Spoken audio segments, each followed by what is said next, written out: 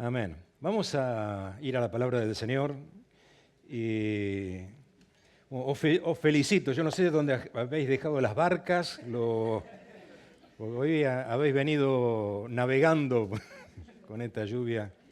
Menos mal que en la palabra está la promesa del arco iris, que es garantía de que no va a haber ningún diluvio más. Amén. Josué capítulo 3, verso 1 al 5, vamos a estar leyendo. Josué capítulo 3, verso 1 al 5. Dice la palabra del Señor: Josué se levantó de mañana, y él y todos los hijos de Israel partieron de Sittim y vinieron hasta el Jordán y reposaron allí antes de pasarlo. Y después de 3 días, los oficiales recorrieron el campamento y mandaron al pueblo diciendo: cuando veáis el arca del pacto de Jehová vuestro Dios y los levitas sacerdotes que la llevan, vosotros saldréis de vuestro lugar y marcharéis en pos de ella, a fin de que sepáis el camino por donde habéis de ir, por cuanto vosotros no habéis pasado antes de ahora por este camino. Pero entre vosotros y ella haya distancia de 2000 codos, no os acerquéis a ella. Y Josué le dijo al pueblo: santificaos, porque Jehová hará mañana maravillas entre vosotros. Amén. Qué preciosa promesa que nos dice: Jehová hará maravillas. Él es Dios de maravillas. Y el título de esta palabra es El Dios que te maravilla. Dios es Dios de maravilla. Y frente a esta promesa de que Dios va a hacer maravillas, se nos dice: santifícate, guárdate, límpiate, purifícate, porque Dios quiere mostrar sus maravillas en tu vida. ¿Lo crees? Amén.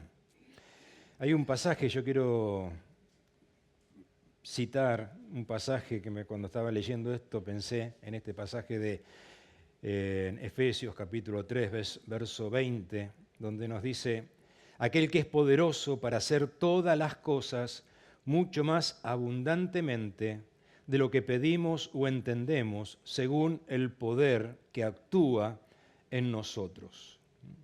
Él es Dios que nos maravilla, porque Él va más allá de lo que nosotros mismos podemos entender o de lo que podemos pedir.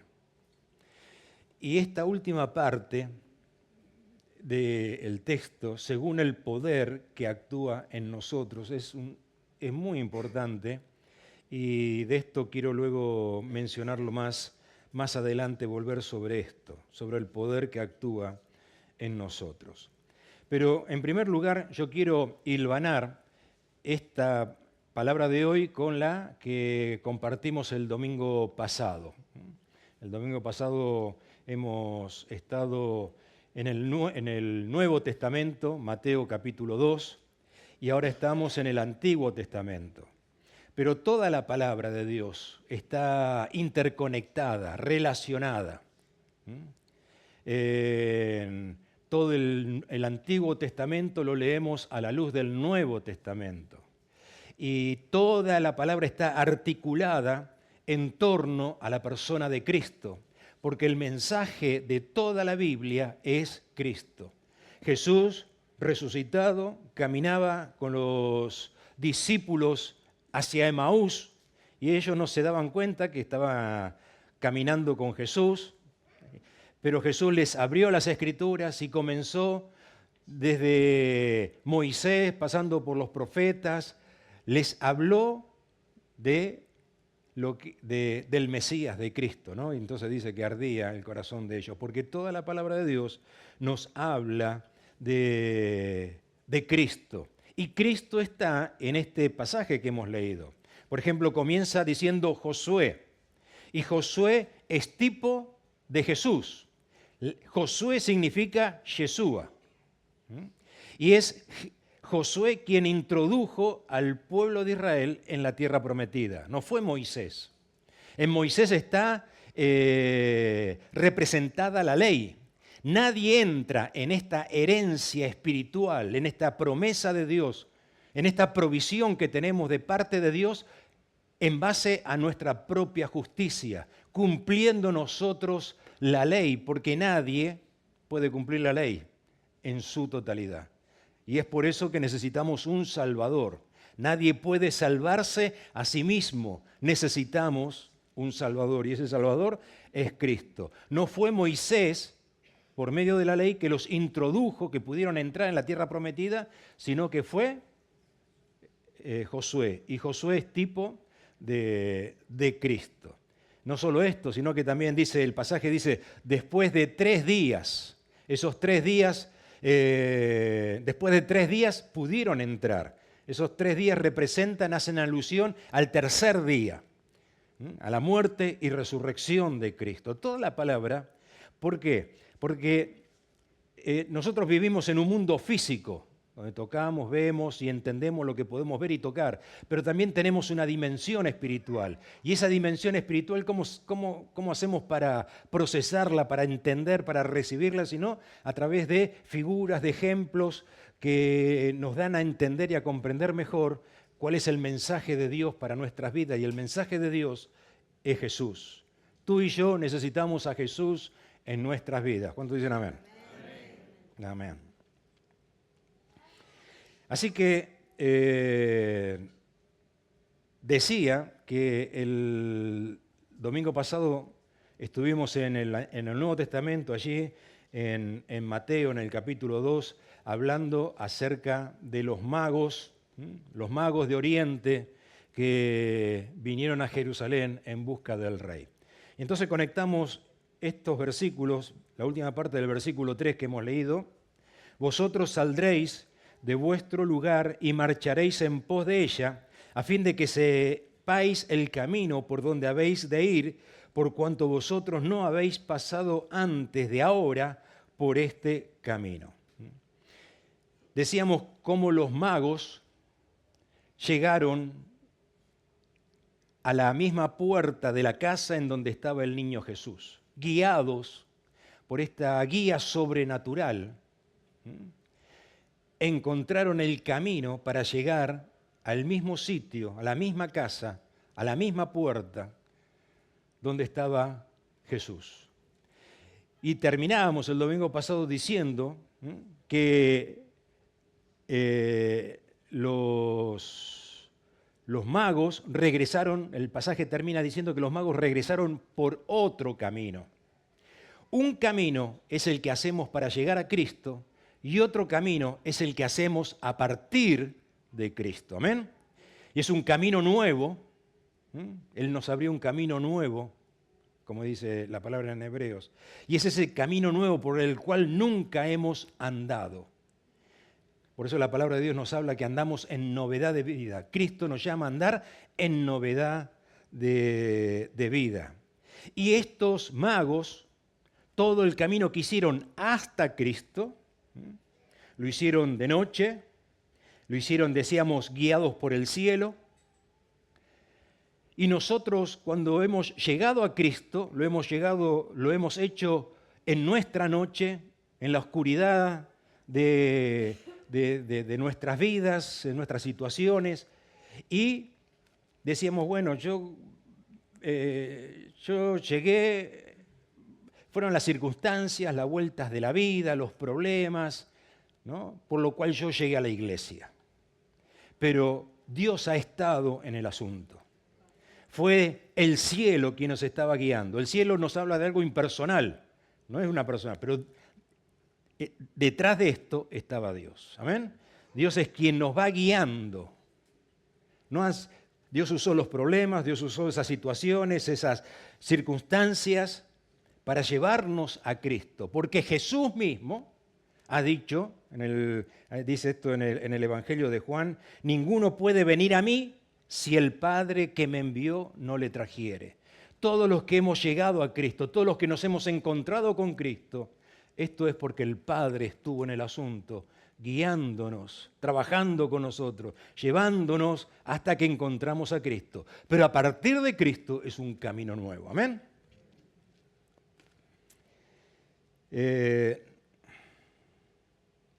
Así que aquí nos dice, el tema es este: santificaos, lavarnos, purificarnos.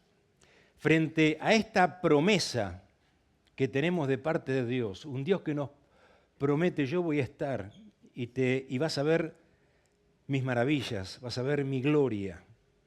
Frente a esta promesa necesitamos, nos dice, purifícate, límpiate. El cruce del Jordán, que era en donde se encontraban en este punto de Josué, capítulo 3, estaban por cruzar el Jordán, pasar por las aguas del Jordán, nos habla de lavarnos, de limpiarnos, de purificarnos para entrar en lo prometido por Dios. El pueblo de Israel ya había cruzado el Mar Rojo para salir de Egipto. Ya había hecho un cruce. Había pasado por las aguas del Mar Rojo. Y habiendo pasado el Mar Rojo, ellos quedaron libres del yugo de Faraón. Ya Faraón no tenía más poder sobre el pueblo de Israel porque su poder había quedado sepultado en esas aguas. Su ejército quedó sepultado en las aguas del Mar Rojo. Ellos fueron libres del yugo y del poder de Faraón. Pero ahora ellos necesitaban entrar en la tierra, cruzar el Jordán, hacer este segundo cruce que nos habla de entrar en la herencia espiritual que tenemos en Cristo. Abandonar Egipto, ser libre del yugo de Faraón, es que el Señor nos redime de nuestra vieja vida, nos rescata, pero todavía nos queda por cruzar el Jordán para entrar en esa herencia espiritual que tenemos en Jesús. Un cruce de las aguas es para salir, el otro cruce de las aguas es para entrar. La salida no produjo la entrada automática, sino que entre la salida y la entrada había un desierto que tenían que pasar. Había un trayecto, un recorrido, un tránsito, una transición. El primer cruce, Dios los redimió, los santificó, pero en el segundo cruce ellos se tenían que santificar. La salida de Egipto fue después de la Pascua, donde había sido sacrificado el cordero. Había muerto el cordero. Eso fue antes del cruce del Jordán, del Mar Rojo. Ahora, antes del cruce del Jordán, los que tenían que morir eran ellos. Porque los que entraron en la tierra prometida no fueron los mismos que salieron. Los que salieron acabaron muriendo y se levantó una nueva generación. Y fue esa nueva generación la que entró en la tierra prometida. Y esto nos habla de que el Señor nos redime, pero necesitamos ese morir a nosotros mismos y levantarnos, nacer de nuevo. El Señor le dice a Nicodemo: te es necesario nacer de nuevo. Necesitas abandonar esa vieja vida y experimentar un nuevo nacimiento para poder entrar en lo prometido por Dios. Así que había primero muerto el Cordero, por el cual somos redimidos del poder del enemigo, pero luego nosotros mismos tenemos que morir a nosotros mismos. ¿Amén? Y esto tiene que ver con esa santificación, esa limpieza en nuestras vidas.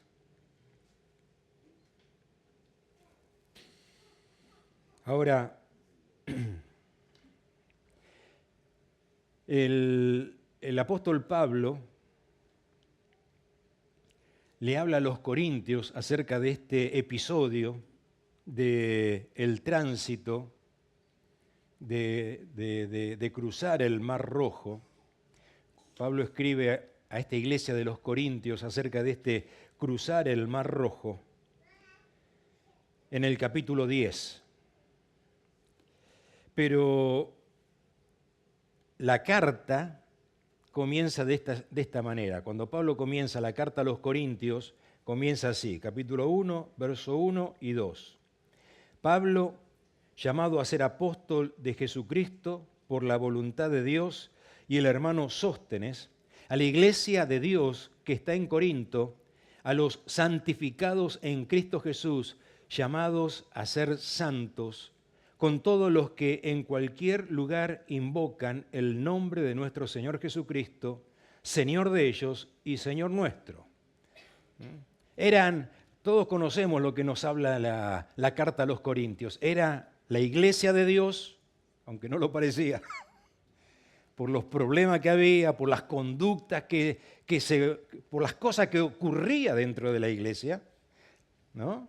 Era la iglesia de Dios, habían sido santificados, pero estaban llamados a ser santos, a santificarse. Habían cruzado el Mar Rojo, pero todavía tenían que cruzar el Jordán. Y entonces el contexto de este capítulo 10 de 1 de Corintios, donde Pablo les está hablando de este cruce del Mar Rojo, el contexto está en el capítulo 9. Y en el capítulo 9, el apóstol Pablo les está hablando, tú vas leyendo y ya desde la mitad del capítulo, Pablo está exponiendo todo su esfuerzo, todo lo que él se había esforzado. Y dice, al judío me hice judío, al griego griego, con tal de presentar a Cristo. Y entonces habla que el que corre tiene que correr como para ganar, y el que participa en una competencia deportiva, de todo se abstiene con tal de ganar la corona, ¿no? En todo caso dice, bueno, y es una corona corruptible, una corona de laureles, pero nosotros ganamos una corona eterna. Esforzarnos. Habla del esfuerzo. Pablo está aquí hablando del esfuerzo, de nuestro esfuerzo. Para redimirnos, Cristo se esforzó.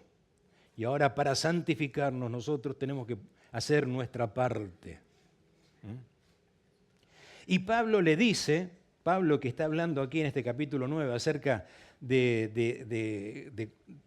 cómo él se había esforzado, Pablo mismo se lo dice a Timoteo. Pablo le dice, esfuérzate en la gracia. La salvación, el amor de Dios, nadie lo puede comprar, nadie se lo puede ganar. Es la gracia de Dios. Dios te ama porque te ama.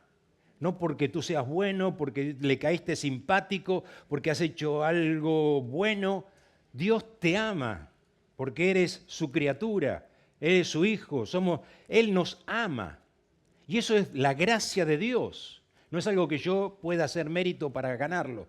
Pero nos dice, en esa gracia, esfuérzate. Pablo le dice a Timoteo, esfuérzate en la gracia.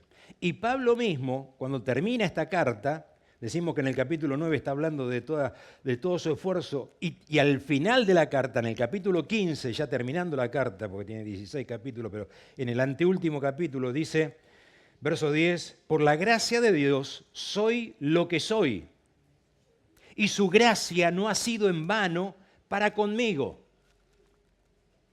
Antes he trabajado más que todos ellos, refiriéndose al resto de los apóstoles, pero no yo, sino la gracia de Dios conmigo.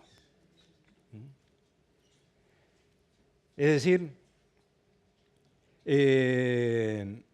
lo que vosotros veis en mí, soy lo que soy, es por la gracia de Dios, pero me he esforzado. Me he esforzado. Y ese esfuerzo tampoco es mi propia fuerza, Dios me ha ayudado en su gracia a esforzarme. Es con las fuerzas del Señor. Y en este libro de Josué, ¿Cómo comienza Josué? ¿Qué dijeron? El texto que dijeron los niños, parecía que lo teníamos organizado, pero no estaba organizado, son estas casualidades del Señor. ¿Cómo dice Josué? ¿Cómo comienza? A ver, ¿quedó un niño por acá? Josué dice, Josué 1:8, esfuérzate y sé valiente. Y se lo dice en el capítulo 3 veces, dice, esfuérzate y sé valiente, esfuérzate y sé muy valiente. Mira que te mando, que te esfuerces y que seas valiente. Hay un fuerte énfasis al esfuerzo para entrar en lo que Dios tiene para nuestras vidas. El último versículo del capítulo 9 que conecta con el capítulo 10, el último versículo, entonces decimos que en el capítulo 9 Pablo viene hablando de su esfuerzo y en el último versículo del capítulo 9, verso 27 dice, golpeo mi cuerpo y lo pongo en servidumbre, no sea que habiendo sido heraldos para otro, no siendo que habiendo yo predicado el Evangelio a otros, habiendo acompañado a otros en los caminos del Señor, yo mismo venga a ser eliminado, a quedar descalificado. Está hablando de cómo se ha esforzado. Ahora, es interesante que aquí dice, golpeo mi cuerpo y lo pongo por servidumbre. Antes del Mar Rojo, ¿quién era el que golpeaba y esclavizaba?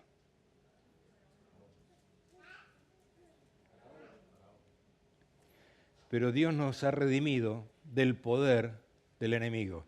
Dice que ya el enemigo no tiene poder sobre nuestra vida y fuimos libertados del poder del pecado.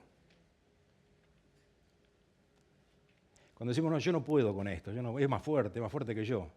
Si tú has recibido a Cristo en tu vida, Él viene a ser morada en ti, la gracia de Dios está sobre ti, está sobre mí. Y el enemigo no tiene poder sobre nuestras vidas. ¿Amén? No, yo con esto es muy fuerte. Él nos hace libre y podemos leer Romanos, toda la carta ahí, capítulo 6, nos ha redimido del poder del pecado. Entonces, Pablo dice, ya no es el enemigo que tiene poder sobre mi vida, sino que soy yo quien ejerce poder sobre mí. He sido libertado, soy libre para ejercer poder sobre mi vida y someter mi vida a Cristo. Amén. Este es el poder que actúa en nosotros. Aquel que es poderoso para hacer todas las cosas mucho más abundantemente de lo que pedimos o entendemos, según el poder que actúa en nosotros. ¿Qué poder? Cuando nosotros estamos ejerciendo este poder para santificarnos, para limpiarnos, para guardarnos, según este, es el Dios que dice, límpiate porque yo voy a hacer maravillas en tu vida. Este es el llamado que tenemos. Y entonces llegamos, Pablo dice esto al final del capítulo 9, y el capítulo 10 comienza diciendo así, 1 Corintios 10, 1 al 12. Porque no quiero, hermanos, que ignoréis que nuestros padres todos estuvieron bajo la nube y todos pasaron el mar. Está aquí hablando del cruce del Mar Rojo. Y vamos a prestar atención a esta palabra todos. Todos estuvieron bajo la nube, todos pasaron el mar. Todos en Moisés fueron bautizados en la nube y en el mar. Todos comieron el mismo alimento espiritual. Todos bebieron la misma bebida espiritual porque bebían de la roca espiritual que les seguía y la roca era Cristo. Pero de los demás de ellos no se agradó Dios, por lo cual quedaron postrados en el desierto. Aquí está diciendo, pero no todos. Viene diciendo todos, todos, todos, y luego dice, pero no todos. Y entonces a partir de aquí empieza a hablar de algunos, no todos, algunos, dice verso 6. Mas estas cosas sucedieron como ejemplo para nosotros, para que no codiciemos cosas malas como ellos codiciaron. Ni seáis idólatras como algunos de ellos, según está escrito, se sentó el pueblo a comer y a beber y se levantó a jugar. Ni forniquemos como algunos de ellos fornicaron y cayeron en un día 23.000. Ni tentemos al Señor como también algunos de ellos tentaron y perecieron por las serpientes. Ni murmuremos como algunos de ellos murmuraron y perecieron por el destructor. Y estas cosas les acontecieron como ejemplo y están escritas para amonestarnos a nosotros, a quienes han alcanzado los fines de los siglos. Así que el que piensa estar firme, el que quiere estar firme, mire que no caiga. Así que Pablo aquí está conectando este último pasaje con el último versículo del capítulo 9. Habiendo sido yo heraldo, quiero yo estar firme, y entonces me esfuerzo. Esforzarnos y ejercer el poder que nosotros tenemos en Cristo para guardarnos, para santificarnos. Y entonces podemos decir, yo voy a guardar, a limpiar mi mente de pensamientos que no tengo que darle lugar. Voy a guardar mi corazón de aquellas cosas que no tengo que darle lugar. Voy a guardar mi boca de palabras que no tengo que estar diciendo. Voy a guardarme de reacciones, de conductas que sé que no tengo que estar haciendo. Y esto lo hago porque el Señor me ha libertado del enemigo y yo estoy caminando en pos del Señor. Amén. Y podemos ejercer este esfuerzo. Hay una parte que somos nosotros ahora, habiendo sido redimidos, ahora nos esforzamos. Una de las cosas que ocurre cuando se predica el Evangelio de la gracia, Pablo tenía esta dificultad. Pablo predicaba la gracia, que somos salvos por gracia. Nosotros todo lo reducimos. Entendemos que si recibimos un bien, lo tenemos que pagar. Si alguien te regala algo, te cuesta aceptarlo porque, se paga con otro favor. Todo hay que pagar. Todo se paga, todo es dinero. La palabra de Dios nos dice, comprad, comed,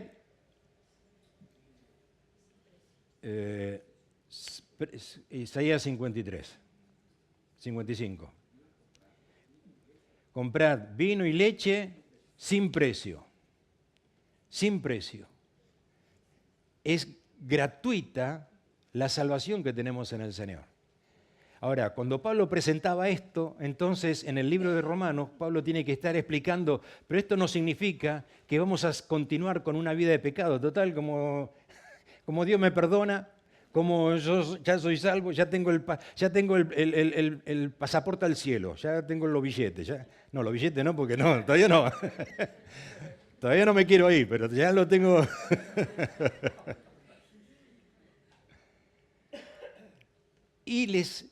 Y como en el contexto judío, que estaban guardando la ley y que todo era en base al esfuerzo de cumplir la ley, pero siempre fallamos. Nunca somos perfectos, nunca alcanzamos la perfección. Siempre en alguna fallamos. Y esos fallos, la ley fue dada para demostrarnos que no podemos salvarnos a nosotros mismos, porque somos imperfectos. Siempre estamos en falta delante de Dios, siempre fallamos. Y es la gracia de Dios que nos cubre. Ahora, entonces, el concepto era, bueno, si la salvación es por gracia, ya está. No, has pasado el Mar Rojo, tienes que cruzar el Jordán, tienes que esforzarte y ejercer según el poder que actúa en nosotros, ejercer el poder sobre nuestras vidas para decir no a esto, no a aquello, no a lo que me va a ensuciar, a lo que me va a contaminar, a lo que me va a hacer daño, no a aquello que yo voy a hacer daño a otro, que voy a perjudicar a otro. Santificarnos, lavarnos, limpiarnos, porque el Señor hará maravillas entre nosotros. Amén. Y entonces, el último pasaje, Pablo dice a los Corintios, ya en la segunda carta, capítulo 7, verso 1, segunda carta, capítulo 7, verso 1, dice, así que, amados, puesto que tenemos tales promesas,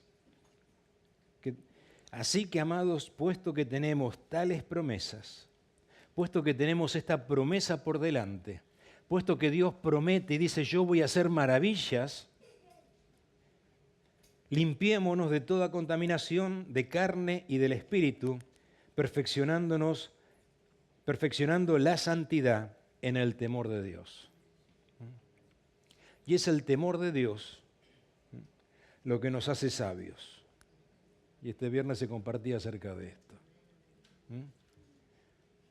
Es el temor, uno puede ser muy inteligente y poco sabio. Es el temor de Dios lo que nos hace sabios. Y es el temor de Dios lo que nos lleva a querer guardarnos para el Señor. Amén. ¿Tienes esto en tu corazón? Abrázalo en tu corazón. Esto es,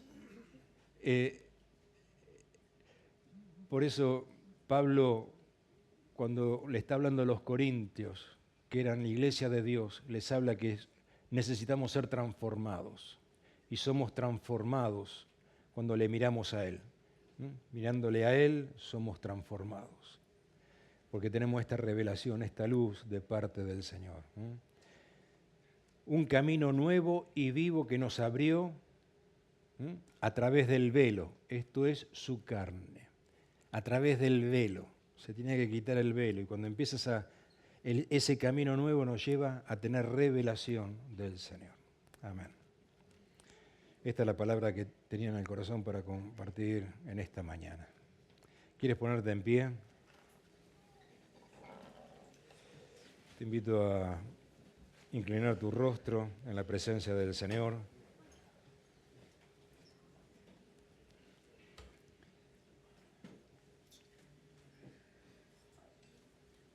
La gracia de Dios está sobre nuestras vidas. Su gracia, su favor, su amor. Y Él ha quebrado los yugos de esclavitud y nos ha redimido. Y entramos en un proceso, en un camino, en una transición, en un tránsito entre esa salvación recibida por Cristo y lo que Dios quiere hacer en nuestras vidas. Puedas en esta mañana abrir tu corazón en su presencia y decirle al Señor, sí Señor, yo quiero caminar en pos de ti. Tú me has dado victoria, me has dado poder y autoridad para levantarme en tu victoria, Señor. Para vencer aquello que no es tuyo. Lo que es nacido de Dios vence al mundo.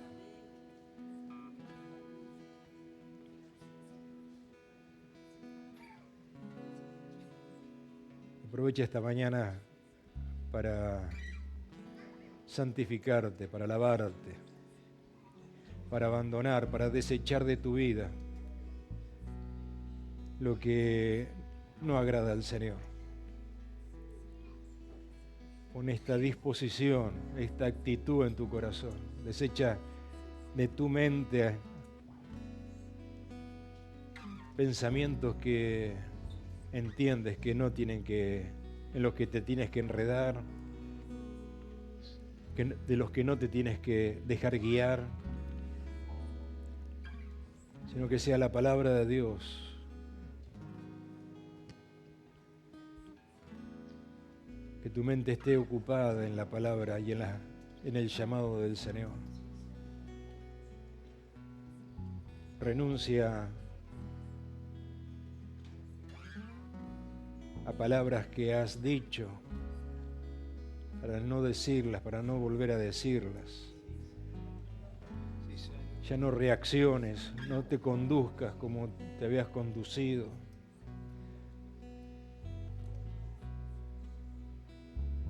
El Señor te ha redimido para transformarnos.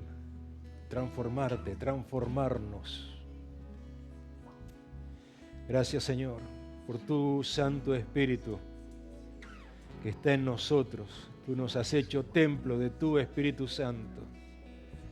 No queremos contristar tu Espíritu, si no tengas lugar en nosotros. No queremos dar lugar a nuestro adversario, sino a ti darte todo el lugar. Lavarnos, limpiarnos, purificarnos, Señor. Gracias te damos en esta mañana por la obra que estás haciendo en nosotros, Señor. Aleluya. Cantamos este coro.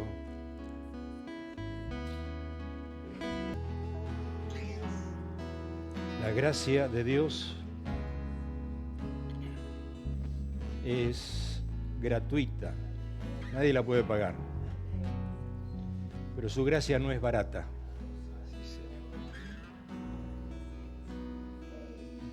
No es. Por eso Pablo decía que en Romanos cuesta entender y le tiene que aplicar. No, si la salvación es por gracia, entonces pequemos para que la gracia abunde. Y entonces a los Gálatas le tiene que decir que tenemos esta libertad, no estamos sujetos a la ley para andar cumpliendo o reglamentando qué se puede hacer, qué no se puede hacer, sino que somos guiados por el Espíritu. Pero esta libertad no es libertinaje.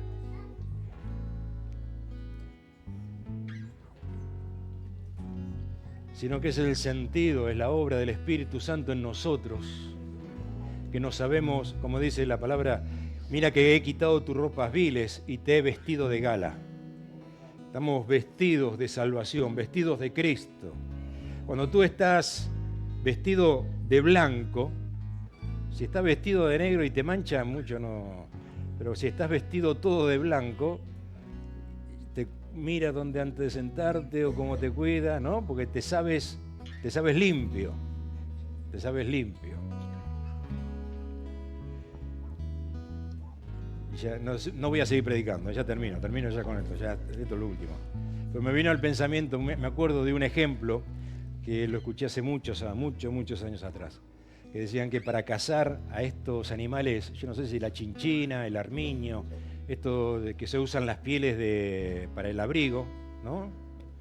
No sé, que un animalito de estos, dice que cuando lo encuentran y está en su cueva, ¿no? Dice que ponen todo como mucho barro alrededor o lo ensucian todo, porque dice que el animalito no se va a meter ahí, no se va a ensuciar, sino que está dispuesto a perder la vida que a ensuciarse.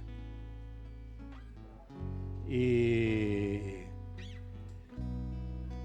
es esto. Prefiero morir a mí mismo que manchar la vestidura que tengo de parte del Señor. Amén. Porque Dios va a hacer maravillas.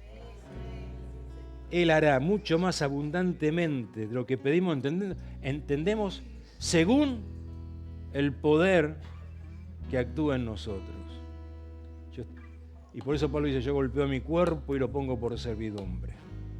Amén. Amén. El Señor te bendiga, que tengas una buena semana y que la gloria del Señor se manifieste en tu vida en esta semana. Amén. Amén.